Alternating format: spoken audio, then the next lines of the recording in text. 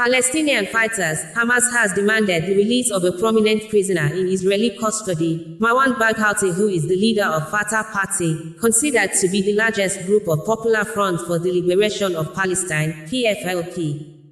Hindustan Times made this known few minutes ago in its report. Marwan Barghouti, who is seen as a top future candidate to lead the Palestinian Authority, was arrested by Israel in 2002 and is currently serving 5 life terms for planning 3 terror attacks during the Second Intifada that killed 5 Israelis. New Republic reported that Marwan Barghouti is Israel's most celebrated prisoner and, by all accounts, the person most likely to succeed Palestinian Authority President and PLO leader Mahmoud Abbas whenever the Palestinian Authority and the PLO holds elections. Since 2002, he has been serving 5 life sentences plus an add-on of 40 years for his role in the Second Intifada. Barghouti was convicted of the direct murder of 5 Israeli citizens and for planning additional murders as the head of the Tanzim, the military wing of the nationalist Fatah party, also Abbas's party, during the 1990s Second Intifada. Since then, he has renounced violence. In 2012, for example, in his court hearing, he spoke in Arabic, telling the Palestinian people to fight for peaceful popular resistance of the occupation. In another development, Hindustan Times reported that Spain has once again gone against its NATO partner, the US, and poked Israel. According to the news report, Madrid announced that it will contribute voluntarily to the ICJ probe against Israel. Reuters during the week showed protests in solidarity with Gaza in Yemen. Yemenis, according to the live coverage, took to the streets of the capital Sana'a to protest in solidarity with Gaza. Al Jazeera report indicated that Israel military continued its relentless bombardment of the Gaza Strip during the week, fueling fear among displaced Palestinians of a new Israeli military onslaught in southern Gaza's Rafah. Israeli government in a statement during the week said UNRWA, the UN Relief and Works Agency that was established in 1949 to provide aid solely to Palestinian refugees, had 12 of its employees involved in the October 7th massacre, according to security investigation.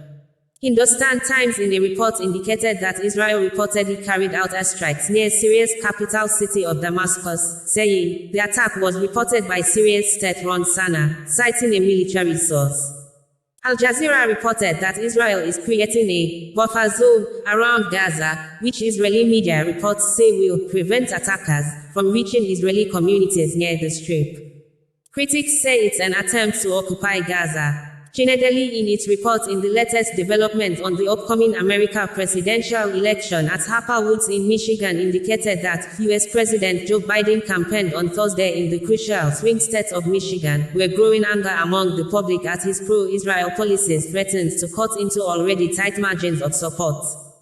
Biden was welcomed to the Midwestern state in part by pro-Palestinian protesters accusing him of supporting a genocide in Gaza, with a demonstration taking place near his meeting with members of the United Auto Workers Union, whose leadership recently endorsed him. As the Israeli military keeps pounding Hamas in Gaza, Biden is finding himself confronted regularly at public events by protesters and hecklers demanding a ceasefire. The Democrat began his Michigan visit by chatting with diners in a restaurant popular with African Americans, another demographic whose support he needs as he seeks re-election and the defeat of his likely challenger Donald Trump. However, he risked losing the votes of the state's sizable community of Muslims and people of Arab heritage this November. That could be a problem in an election decided by tiny margins. Michigan is one of a handful of swing states that could go either way in November, playing a decisive role in the electoral math during a close election. In an illustration of the tensions, Biden's campaign manager went last week to Dearborn, home to the largest concentration of Arab Americans in the United States, only to be snubbed by the Detroit suburbs mayor. Dearborn City's mayor, Abdullah Hammoud, had earlier written on X that he refused to meet with Biden's campaign manager. Biden did not meet with any representatives of the Arab American community while in the state, though senior administration officials will soon visit Michigan to do so, the White House said. Al Jazeera reported in the week under review that Palestinians who were detained in Gaza and taken to Israel for questioning said they were beaten, tortured and humiliated while in the custody of Israeli forces. The international news media showed videos of the victims of the alleged maltreatment and some of them showing the injuries sustained. Al Jazeera report also indicated that the Israeli military plans to expand its ground assault into Rafah in the southern Gaza Strip, where most Palestinians in the besieged enclave have been forced to seek shelter amid heavy bombardment of the rest of the enclave. This has spread fear among the displaced and concerns from global aid organizations as the last place designated as a safe zone by the Israeli army in Gaza comes under threat while Israel continues to hamper the flow of aid. The Khan Yunis brigade of the Hamas organization is disbanded. We will complete the mission there and continue to Rafah, Israeli Defense Minister Yoav Gallant said in a post on the social media platform X late on Thursday. We will continue until the end, there is no other way. About 1.9 million of Gaza's 2.3 million people are crammed into Rafah near the border with Egypt, staying in residential buildings or sleeping in the streets without protection or basic infrastructure. Al Jazeera's Hani Mahmoud, reporting from Rafah on Friday, said the displaced population there lacks basics, including toilets and sufficient clean water. They are also unprepared for winter, with no blankets or suitable clothing, all of which puts them at risk of getting sick, he said. Mahmoud said Gallant's statement shows a total lack of caring for people in Rafah, who are already facing desperate conditions. For many, it's increased the level of panic.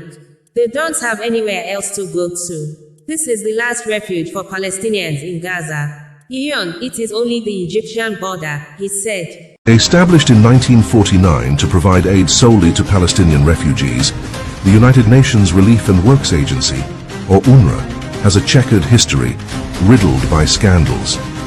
The agency's history points to a troubling reality. Throughout the years, its focus has been on perpetuating the Palestinian refugee crisis rather than resolving it. Recent revelations from the Wall Street Journal on January 29, 2024, uncover a shocking reality. Approximately 10% of UNRWA's 12,000 Gaza staff have ties to Hamas and Islamic Jihad militants.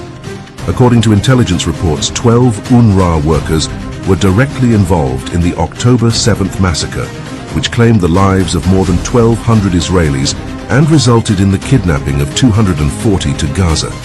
Amidst heightened scrutiny, a growing number of countries, including the United States, Germany, Canada, Australia, and Japan, among others, have frozen their funding of the organization, questioning UNRWA's relevance, effectiveness, and its potential detrimental impact on achieving lasting peace in the region.